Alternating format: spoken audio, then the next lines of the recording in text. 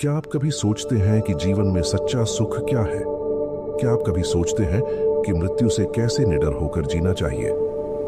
आज मैं आपको एक ऐसी कहानी सुनाने जा रहा हूं जो आपको इन प्रश्नों का उत्तर देगी। आइए कहानी शुरू करते हैं। इससे पहले कि आप इस कहानी में खो जाइए, अभी इस चैनल को सब्सक्राइब कर लें। एक बार की बात है, एक नौजवान युवक बुद्ध के पास आता है और उनसे कहता है कि हे बुद्ध, क्या आप मेरे एक सवाल का जवाब देंगे? बुद्ध ने मुस्कुराते हुए कहा कि पूछो, क्या पूछना है? इसके बाद उस युवक ने कहा कि हे बुद्ध, मेरी उम्र अभी बहुत ज्यादा नहीं है, लेकिन मैं बहुत परेशान रहता हूँ, बहुत दुखी रहता हूँ। मैं आपसे यह जानना चाहता हूँ कि मेरे जीवन में अभी से इतनी दुख है, तो मेरी जिंदगी तो अभी बहुत बाकी है। क्या मेरे जीवन में दुख बढ़ते ही रहेंगे कि इन दुखों से छुटकारा पाने का कोई रास्ता नहीं है? यह सुनकर बुद्ध कहते हैं कि कहाँ है तुम्हारे दुख, मुझे तो दिखाई नहीं दे रहे। यह सुनकर वह युवक कहता है कि यह बुद्ध दुख तो मेरे अंदर है, मेरे भीतर है, वह आपको कैसे दिखाई देंगे? यह सुनकर बुद्ध उसी वक्त से पूछते हैं कि क्या तुम्हें अपने दुख दिखाई देते हैं? वो युवक कहता है कि यहाँ बुद्ध मैं अपने दुखों को भली भांति देख कर रहा हूँ। तब बुद्ध ने पूछा कि दुखों का मूल क्या है? बुद्ध में और उस युवक में चर्चा चल ही रही होती है कि तभी एक भिक्षु दौड़कर वहां पर आता है। वह भिक्षु तथागत बुद्ध के कान में कुछ कहता है। इसके बाद बुद्ध उसी वक्त से कहते हैं कि चलो आज मैं तुम्हें जीवन का सत्य दिखाने के लिए एक जगह पर लेकर चलता हूं। वहां पर तुम्हें कुछ भी नहीं बोलना है, चुपचाप सारी बातें सुनते रहना है। इसके बाद तुम्हें अपने सारे प्रश्नों के उत्तर खुद ही मिल जाएंगे। यह कहकर वह युवक गौतम बुद्ध के पीछे पीछे चलने लगता है। कुछ दूर मिलने के बाद गौतम बुद्ध एक घर में प्रवेश करते हैं। घर में प्रवेश करने के बाद वो युवक और तथागत बुद्ध देखते हैं कि वहां पर बहुत सारे लोग खड़े हैं और बीच में चारपाई पर एक वृद्ध आदमी लेटा हुआ है। बुद्ध को देखते ही सभी लोगों ने उनके लिए रास्ते बनाई और बुद्ध उस आदमी के पास वहीं उसके चारपाई पर जाकर बैठ जाते हैं। वो युवक भी पास में ही बैठ जाता है। इसके बाद वृद्ध आदमी जो चारपाई पर लेटा हुआ था कहना शुरू करता है कि हे बुद्ध, मैं नहीं जानता कि मेरे जीवन में कितनी सांसें और बचे हैं। पता नहीं किस वक्त मुझे भगवान के घर से बुलावा जाए। मैं मरने से पहले अपने कुछ सवालों के जवाब आपसे जानना चाहता हूँ। मुझे पता है कि उन सवालों के जवाब आप ही मुझे दे सकते हैं, इसीलिए मैंने आपको यहाँ पर बुलाया है। इसके बाद उस वृद्ध आदमी ने कहना शुरू किया कि हे बुद्ध, अपने आखिरी वक्त में मुझे अपने बचपन के दिन बहुत याद आ रहे हैं। मैं अपने बचपन के दिनों को याद करता हूँ और सोचता हूँ कि वो भी क्या दिन थे, ना कुछ पाने की फिक्र, ना कुछ खोने का गम। बचपन के उन दिनों को याद करके मेरी आंखों में आंसू आ जाते हैं। मुझे लगता है कि कितनी आज़ादी थी। उस समय मेरा मैन कितना खुला हुआ था। मन में कुछ भी पाने की इच्छा नहीं थी। जिस भी खेल में लग जाते थे उसी खेल में पूरे दिन लगे रहते थे। लेकिन कुछ समय बाद जैसे जैसे मैं बड़ा होने लगा, वैसे वैसे लोग मुझे जिंदगी की दौड़ में आगे निकलने के लिए कहने लगे। मेरे पिता अक्सर मुझसे कहा करते थे कि तुम पढ़ाई में अपने भाई जैसे क्यों नहीं हो, तुम दूसरे लोगों से पीछे क्यों रहते हो। यह सब सुनकर मेरा मन बहुत बेचैन रहने लगा। लोग मुझे बहुत ताने मारते थे क्योंकि ना तो मैं खेल में अच्छा था और ना ही पढ़ाई में अच्छा था। सब लोग मुझे किसी और की तरह बनने के लिए कहते थे और उन तानों से तंग आकर मैंने जीवन में कुछ हासिल करने का निश्चय किया। मैंने अपने आप से वादा किया कि मैं भी अपने भाई की तरह कामयाब इंसान बनूंगा और इसके लिए मैं दिन रात मेहनत करने में लग गया। शुरुआत में बहुत मुश्किल है, बहुत निराशा हाथ लगी, लेकिन मैंने हार नहीं मानी और मैंने खुद अपना व्यापार खड़ा कर लिया। उसके बाद मुझे कुछ पाने का एहसास हुआ।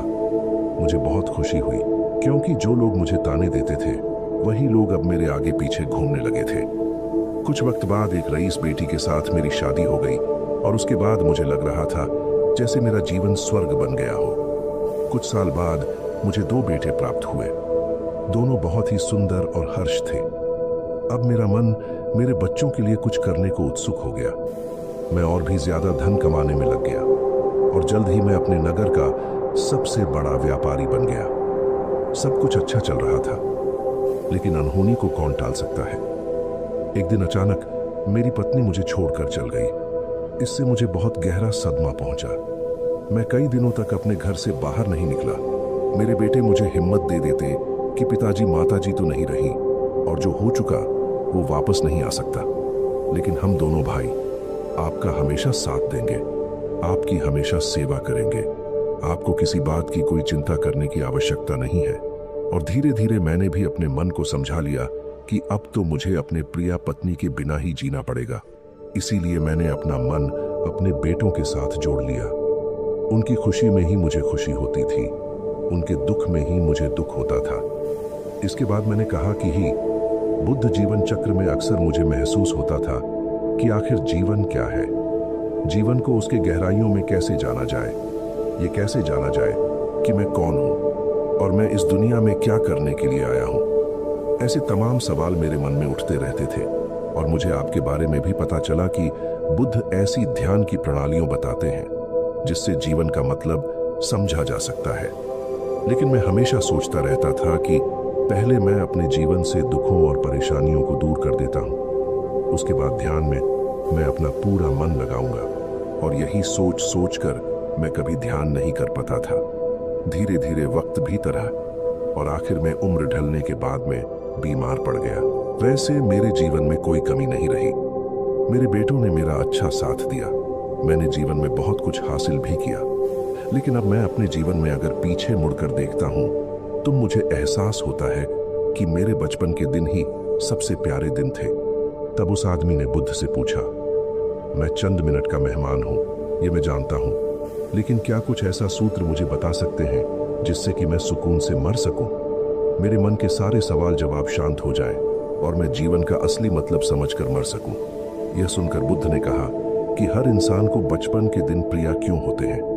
क्योंकि उस समय उसे कोई भी चिंता ही नहीं रहती, वो आजाद होता है, उसके मन में कोई लालसा नहीं होती, जिस काम में भी लग जाता है उसी में मग्न हो जाता है। लेकिन जैसे जैसे इंसान की आयु बढ़ाने लगती है वैसे वैसे उसकी इच्छाएं, उसकी कामनाएं दिन ब दिन बढ़ती जाती हैं। और इसीलिए अक्सर इंसान भविष्य की तैयारी में लगा रहता है या फिर अतीत के बारे में सोचता रहता है और वह वर्तमान में जीना भूल जाता है। और वहीं अगर हम किसी छोटे बच्चे को देखें तो उसके लिए कोई भविष्य या कोई अतीत नहीं होता, उसके लिए बस वर्तमान होता है। और इसीलिए वो वर्तमान में पूरा आनंदित होकर रहता है। तुमने अपना पूरा जीवन अपनी कामयाबियों, अपने बेटों, अपनी पत्नी और अपने भविष्य की योजनाओं में ही बिता दिया। और तुम हमेशा यही सोचते रहे कि पहले मैं अपने जीवन को व्यवस्थित कर लेता हूँ और उसके बाद सत्य की खोज करूंगा, उसके बाद ध्यान करूंगा। लेकिन हम यह भूल जाते हैं कि कल कभी नहीं आता, भविष्य की योजनाएं कभी पूरी नहीं होती। जब एक योजना पूरी होती है तो हमारा मन दूसरी योजनाएं बना लेता है और इस प्रकार जीवन चक्र चलता रहता है। और अब आखिरी समय में जब मृत्यु तुम्हारी सैया पर लेटी हुई है तो तुम्हें एहसास हो रहा है कि मैंने जीवन में कुछ भी हासिल नहीं किया। अब तुम्हें लग रहा है कि जो भी तुमने किया उसमें से तुम एक सुई भी अपने साथ नहीं ले जा सकते। अगर यही बात तुम उसे वक्त समझ लेते, मृत्यु कभी निश्चित होकर नहीं आती, वो तो कभी भी आ सकती है। अगर ये बात उसे वक्त तुम्हारा मन समझ लेता तो तुम उसी वक्त ध्यान और सत्य की खोज में लग जाते। तुम कोई ऐसी चीज खोजने की कोशिश करते जो तुम्हारे साथ जा सके, जो तुम्हें परिपूर्णता से मरने का मार्ग दिखा सके। उसे वृद्ध आदमी ने हाथ जोड़कर बुद्ध से कहा कि बुद्ध, यह तो मैं जानता हूं कि मुझसे गलतियां हुई हैं, मैंने अपने जीवन को सार्थक रूप से जिया ही नहीं और इस बात का मुझे बहुत गहरे में एहसास हो चुका है। लेकिन मैं आपसे फिर से वही सूत्र जानना चाहता हूं कि क्या मैं अभी परिपूर्ण था के साथ नहीं मर सकता? क्या मुझे अभी सत्य की कोई झलक नहीं मिल सकती? यह सुनकर बुद्ध ने उसे आदमी का बहुत सहलाते हुए कहा कि अब तो एक ही सूत्र समझने लायक रह जाता है और वो सूत्र ये है कि तुमने जीवन में जो कुछ भी पाया या जो कुछ भी खोया वो सब यहीं पर छोड़कर चले जाओ। उसे अपने मन के साथ जोड़कर मत ले जाओ। अपने मन में यह भाव पैदा करो कि तुमने अपने जीवन से बहुत कुछ सीख लिया और वास्तविकता में तुमने अपने जीवन में बहुत प्रगति की है, क्योंकि तुमने यह जान लिया है कि जीवन में कुछ भी सार्थक नहीं है और यह जानना भी बहुत बड़ी उपलब्धि होती है। लोग जीवन भर जीते जीते मर जाते हैं लेकिन उन्हें जीवन की निरर्थकता का कोई पता नहीं चलता। इसीलिए अभी अपने मन से सारे सवाल गिरा दो और यह भाव पैदा करो कि जीवन में जो कुछ जानने जैसा था वह मैंने जान लिया है। और अब जीवन में कुछ भी जानने जैसा नहीं बचा है। जब तुम इस बोध से भर जाओगे तो तुम बिल्कुल खाली होकर मृत्यु को प्राप्त हो जाओगे। और वास्तविकता में यही मरने की कला होती है। हमने जीवन में जो कुछ भी पाया, जो कुछ भी खोया, वो इसी दुनिया का था और वह यहीं पर रह जाएगा। हमारे साथ कुछ भी नहीं जाएगा।